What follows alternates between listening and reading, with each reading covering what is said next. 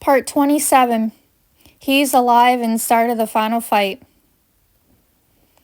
I saw Neville limp forward toward Voldemort. I muttered, "Neville, don't." But he didn't seem to hear me. "Well, I must say that I hope for better. Who might you be, young man?" Voldemort asked. The Death Eaters all behind Voldemort were snickering with amusement. "Neville Longbottom," Neville muttered. I watched Neville as he bravely had the Sorting Hat in his hand.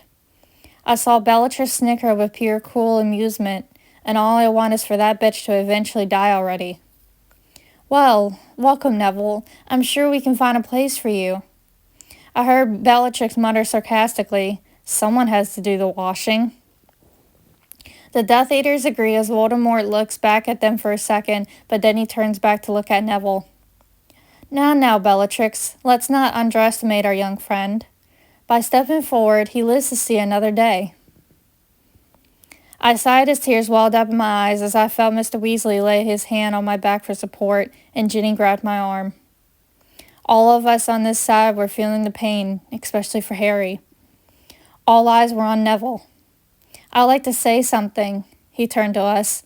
"It doesn't matter that Harry is gone. Stand down, Neville," I heard Seamus yell from somewhere in the crowd. "People die every day. Friends, family. Yeah, we lost Harry tonight, but he's still with us. Here." I saw him tap by where his heart was as he continued. "And so is Fred, Remus, Tonks, and all of them. They didn't die in vain." My eyes glared at him carefully as he turned and looked at Voldemort and the whole gang of Death Eaters. "But you will, because you're wrong. Harry's heart did beat for us, for all of us." Voldemort started to laugh. "Well, Neville's not wrong. In fact, he's right. Harry's heart did beat for all of us," I thought.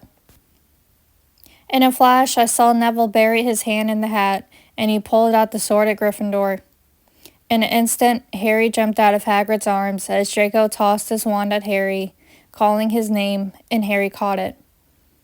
As quick as he caught it, Harry fired a spell on Voldemort, making every one of us smile. I had the biggest smile of all, and I wanted to cry a happy tear. Voldemort blocked the spell from Harry and fired spell after spell at Harry as he ran off. Someone's angry in disbelief. I knew Harry would find a way, just like he promised me. He didn't let any of us down after all, I thought. Death Eaters either disappeared or stayed to fight, as I saw the Malfoys run away out of the castle. Voldemort's firing spells back and forth. Stones from the castle are falling and exploding. I looked at the sky as dawn was here, and all of us sprinted towards the entrance of the Great Hall. I ran towards Ron and Hermione as Harry found us. "The snake. We've got to kill the snake." I looked over at Neville with the sword in his hand, still as he overheard. We turned around to look at Voldemort and the snake as Neville shouted, "Harry, look out!" Narrator's point of view. Harry immediately turned around behind him as he saw Voldemort drawing his wand out. Harry starts to raise his wand, but Neville intervenes with the sword tightly in his hands. Before anyone could react, Voldemort blasted a spell from his wand, with Neville getting the worst from the explosion, blasting him at least 50 feet back into the Great Hall. Paige sucks in a breath of disbelief and shouts out his name with tears in her eyes. "Neville!" Harry looks back at Paige, Hermione, and Ron as they're all thinking the same thing.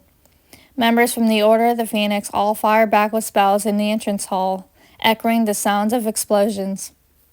Voldemort seems to shield himself from all the explosions and spells.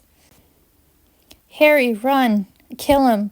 Paige exclaims to Harry as they both realize Voldemort is quickly making his way toward Harry.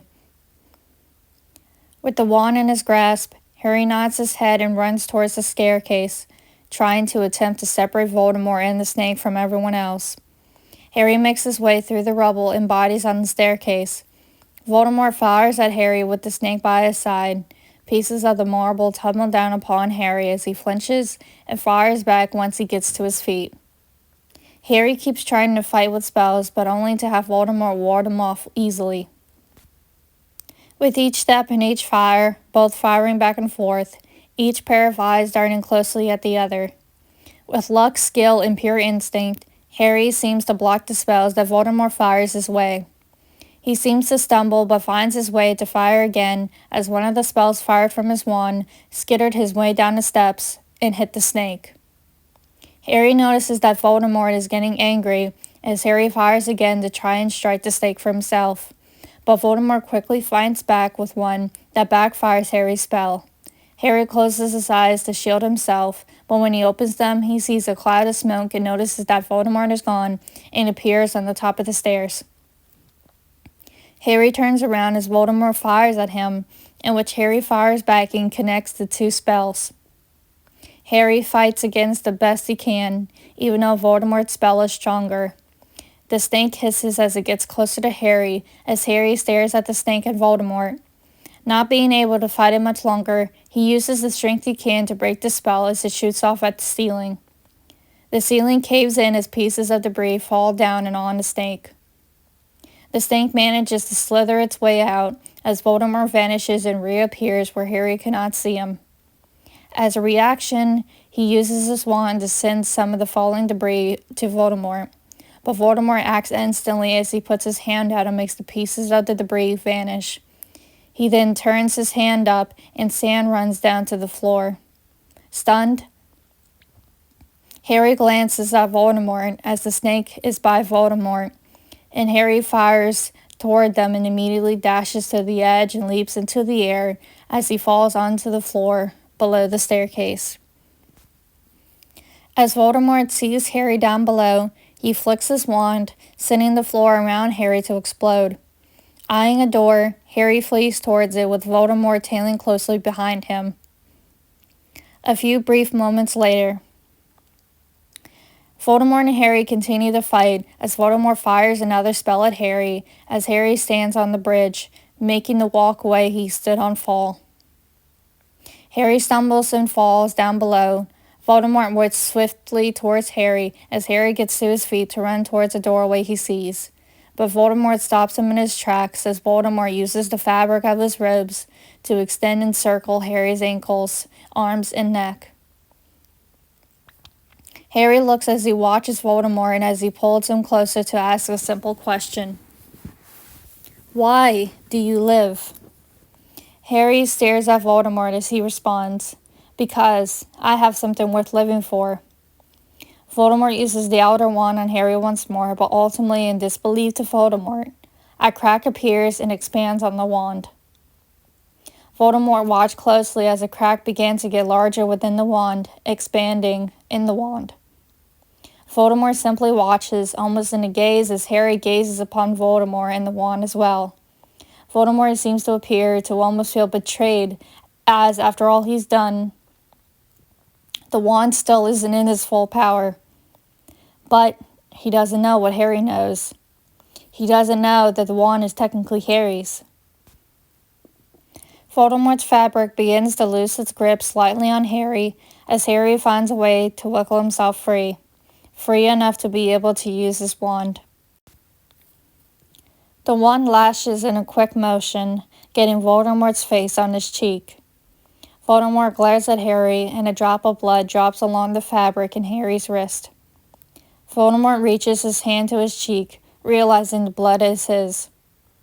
In an instant, Harry manages to step back and fire at the fabric to make it burst into flames.